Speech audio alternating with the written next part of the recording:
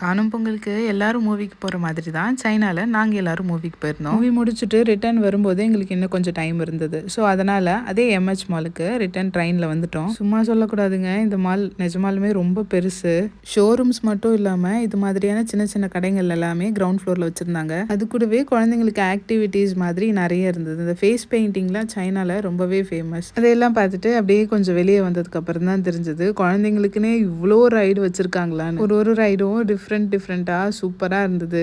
பார்க்குற எனக்கே அது கொஞ்சம் போய் விளையாடலாம் அப்படின்ற அளவுக்கு தான் இருந்துச்சு. என்னோட சிஸ்டருக்கு சின்ன பையன் தான், 1 இயர் தான் ஆகுது. ஸோ இந்த ரைடெல்லாம் அவனுக்கு சூட் ஆகாது. அப்படியே பார்த்துட்டு இருந்தோம். அரௌண்ட் 6க்கு மேலே ஆனதுக்கப்புறம் கொஞ்சம் இருட்டின நேரத்தில் அந்த இடத்துல லைட்டாக ஃபவுண்டன் மாதிரி எஃபெக்ட்லாம் வச்சுருந்தாங்க. குழந்தைங்க இந்த பக்கம் அந்த பக்கம்னு ஓடி விளையாண்டுட்டு இருந்தாங்க. எனக்கு லைட்டாக பசிக்கிற மாதிரி இருந்ததுன்னு சொல்லிட்டு நான் ஒரு ஜூஸ் வாங்கிட்டேன். மற்ற எல்லாருக்கும் டீ வேணும்னு கேட்டிருந்தாங்க. சரி, ஒரு ஷாப்பில் போயிட்டு அவங்களுக்கு என்ன டீ வேணுமோ அதெல்லாத்தையும் ஆர்டர் பண்ணிட்டாங்க. அதெல்லாம் நான் வெளியே வெயிட் பண்ணிட்டு இருந்தேன். வெளியே வெயிட் பண்ணும்போது தான் இந்த வியூ பார்த்தேன். உண்மையாக சொல்கிறேன், சூப்பராக இருந்ததுங்க. நீங்களும் பாருங்கள். அப்படியே பார்த்துட்டே இருக்கும்போது ஒரு பக்கமாக கூட்டம் சேர்ந்துச்சா, சரி நாங்களும் என்னென்னு பார்க்கலான்னு போயிட்டோம். அது என்னென்னு நெக்ஸ்ட் வீடியோவில் பார்க்கலாம்.